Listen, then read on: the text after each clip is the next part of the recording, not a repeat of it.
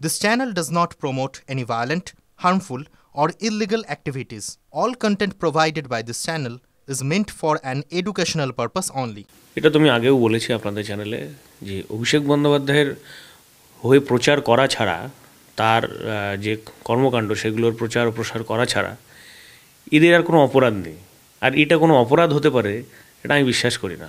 কিন্তু যে ব্যক্তি বা যাদের কাছে এটা অপরাধ বলে মনে হচ্ছে এর ব্যাখ্যা তারাই দিতে পারবেন। কেননা সর্বভারতীয় সাধারণ সম্পাদক অভিষেক বন্দ্যোপাধ্যায়কে করেছেন মাননীয় নেত্রী স্বয়ং মমতা বন্দ্যোপাধ্যায়। তাহলে সেক্ষেত্রে আমি যদি অভিষেক বন্দ্যোপাধ্যায়ের হয়ে কথা বলি, অভিষেক বন্দ্যোপাধ্যায় জিন্দাবাদ বলি, তাতে মমতা বন্দ্যোপাধ্যায়ের যে সিদ্ধান্ত সেই সিদ্ধান্তকে সমর্থন জানানো এবং তার ভূয়সী প্রশংসা করা বলেই আমার মনে হয়। এটাতে কোনো এবং আমি মনে করি, এখনও মনে করি যে এই যে ঘটনাগুলো ঘটছে এটা মমতা বন্দ্যোপাধ্যায়ের জ্ঞাতসারে হচ্ছে না এবং তার অনুমতিক্রমে হচ্ছে না। এখানে মানে কিছু ব্যক্তি, কোনো একজন ব্যক্তি বা তার সঙ্গে আরও অ্যাসোসিয়েট এক দুজন আছে, তারা নিজেদের ব্যক্তিস্বার্থ চরিতার্থ করবার জন্যেই এই কাজগুলো করছেন। যারা মনে করছে যে আমাদেরকে তার রাজনৈতিক পথে অসুবিধা হতে পারে তারা সরানোর চেষ্টা করছে। মমতা বন্দ্যোপাধ্যায় এটা নিজে মনে করেন না, এটা ওই ব্রাত্য বসুর মতো মানুষরাই মনে করেন। মমতা বন্দ্যোপাধ্যায় মনে করেন না যে অভিষেক বন্দ্যোপাধ্যায়ের হয়ে কথা বলা, তার হয়ে কাজ করাটা দলবিরোধিতা। লোকসভার পরে আপনারা জানেন যে সন্দেশখালী যে ইস্যু হয়েছিল, সেই ইস্যুতে বিজেপি যে একটা চক্রান্ত করে একটা যে ষড়যন্ত্রের গল্প রচনা করেছিল, সেই অ্যাকচুয়াল সত্যটা কী এবং সেই সময় একটা গেল রব তুলে দেওয়া হয়েছিল। সেই সময় যখন তৃণমূল কর্মীরা মনোবল ভেঙে ফেলেছিলেন লোকসভা ঠিক নির্বাচনের আগে, সেই সময় মানে নারী নির্যাতনের গল্প তৈরি করে বাংলার সাধারণ তৃণমূল কর্মীদেরকে এবং সাধারণ মানুষদেরকে মনোবল ভেঙে দেওয়া হয়েছিল বিজেপির চক্রান্তের ফলে। কিন্তু প্রকৃত সত্যটা গঙ্গাধর কয়ালের বক্তব্যটা সামনে নিয়ে এসে অভিষেক বন্দ্যোপাধ্যায় প্রমাণ করে দিয়েছিলেন যে এটা টোটালটাই সাজানো এবং বিজেপির চক্রান্ত।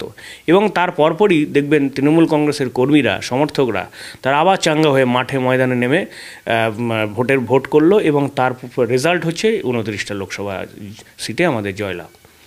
তো সেই জন্যেই লোকসভা পরবর্তী সময়ে আমি অভিষেক বন্দ্যোপাধ্যায়কে দ্য গেম চেঞ্জার দাদা বলে আখ্যায়িত করে আমি সারা কলকাতায় হোর্ডিং লাগিয়েছিলাম।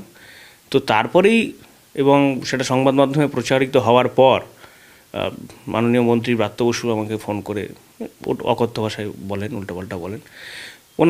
ওনার এটা ভালো লাগেনি, আমার জন্যে ওনার ক্ষতি হতে পারে, মন্ত্রিত্ব চলে নানান এভরিথিং নানান এরকম। এই হচ্ছে মূল বিষয়। এবং তারপরেও জহর সরকারের চলে যাওয়ার পরে আমি অভিষেক বন্দ্যোপাধ্যায়কে বলেছিলাম সরকারে সংযুক্ত করবার জন্য। তো সরকারে সংযুক্ত করলে সরকার আরও বলিষ্ঠ হবে, উন্নত থেকে উন্নততর হবে, উন্নততম হবে। এটাই তো, ভালোর তো কোনো শেষ নেই। এটা বলার জন্য এই তারপরে উনি আমাকে আবার ফোন করে সেটা নিয়ে যা তা বলেছিলেন।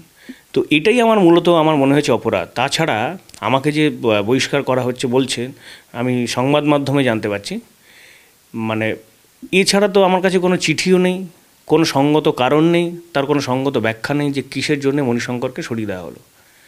আর আমি মনে করি আমি এখনও দলেই আছি। আমাকে ভাইস প্রেসিডেন্ট পদ থেকে সরানো হয়েছে, কিন্তু আমি এই তৃণমূল কংগ্রেসটা ওনার আগে থেকে করি। সুতরাং আমি তৃণমূল কংগ্রেসেই আছি এবং মমতা ব্যানার্জির আশীর্বাদকে মাথায় নিয়ে অভিষেক বন্দ্যোপাধ্যায়ের যে কর্মকাণ্ড, কর্মযোগ্য, তার প্রচার প্রসার আগামী দিনেও করব। দেখুন অভিষেকদা, আমি তো যুব সম্প্রদায়ের মধ্যে পড়ি, মানে অভিষেকদা আমাদের যুব সম্প্রদায়ের কাছে একটা আইকন। তো মমতা বন্দ্যোপাধ্যায় যখন যুব রাজনীতি করতেন তখন মমতা বন্দ্যোপাধ্যায়ের সমবয়সী বা তার থেকে কিছু বয়সে কনিষ্ঠ যারা, তারা মমতা বন্দ্যোপাধ্যায়কে আইকন মনে করতেন। তো কাউকে সামনে রেখে তো মানুষ তাকে কাউকে গুরু মেনে তো সামনে এগিয়ে যায়। তো আমার মনে হয়েছে অভিষেক বন্দ্যোপাধ্যায় আমার প্রজন্মের কাছে বা আমাদের প্রজন্মের কাছে আমার কাছে আইকন। আমি বলবো ওনার চৈতন্য হোক, ওনার সুবুদ্ধি ফিরুক, এটাই বলবো। এরকম দৃষ্টান্ত আগে তো দেখিনি। মানে যিনি বিডিও তিনি এসডিও আবার তিনি ডিএম, মানে উনি ওয়েবকোপা সভাপতি, উনি শিক্ষা সেলের চেয়ারম্যান, উনি আবার শিক্ষামন্ত্রী। এটা কোথাও কোনো দিন হতে পারে না। কেন এটা হচ্ছে কেন?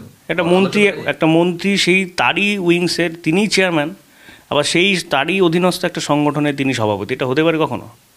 কোনো দিনই হতে পারে না। আর তিনি জানেন না এত কেন তার পদ দরকার, আমি জানি না। মানে একাধিক মানে রঞ্জিত পদ তার দরকার। ভালো, উনি আরও কিছু পদ পান। তবে আমার মনে হয় যে ওয়েবকুপার সভাপতি পদে কোনো সরকারি এই মুহূর্তে যিনি অধ্যাপনার সঙ্গে যুক্ত, যিনি অধ্যাপকদের সুখ দুঃখ, আমরা যিনি সভাপতি হবেন ওয়েবকুপার, তার হচ্ছে অধ্যাপকদের সুবিধা এবং অসুবিধা তিনি দ্বারস্থ করবেন কার? শিক্ষামন্ত্রীর দ্বারস্থ হবেন। তাহলে এই ক্ষেত্রে আমাদের ওয়েবকুপার ক্ষেত্রে তিনিই সভাপতি, তাহলে তিনি নিজের কাছেই নিজেকে দ্বারস্থ হবেন, মানে তিনি শিক্ষামন্ত্রী, তিনি আমার ওয়েবকুপার সভাপতি, মানে অধ্যাপকদের যে সুবিধা অসুবিধাগুলো তিনি নিজের কাছেই নিজের দাবি তুলবেন। এটা কখনো হতে পারে? যারা অভিষেকপন্থী তাদেরকে পদে রাখা যাবে না বা কিছু, সেটা ওনার ব্যক্তিগত, এটা দল মনে করে না। আমি এখনও মমতা বন্দ্যোপাধ্যায়ের আদর্শকে সমর্থন করি এবং মমতা বন্দ্যোপাধ্যায় দল পরিচালনার ক্ষেত্রে অভিষেক বন্দ্যোপাধ্যায় এবং মমতা বন্দ্যোপাধ্যায় মিলে যে সিদ্ধান্ত নেন তা অত্যন্ত বলিষ্ঠ এবং যথাযোগ্য, এবং তার পেছনে অনেক যুক্তি থাকে। কিন্তু ব্রাত্য বসু যে সিদ্ধান্তগুলো নিচ্ছেন, এটাতে উনি লিখছেন দলের অনুমতিক্রমে, কিন্তু আমার মনে হয় না দলের সুপ্রিম নেতৃত্ব মমতা বন্দ্যোপাধ্যায় এবং অভিষেক বন্দ্যোপাধ্যায় এই বিষয়ে সম্পূর্ণরূপে ওয়াকিবহাল।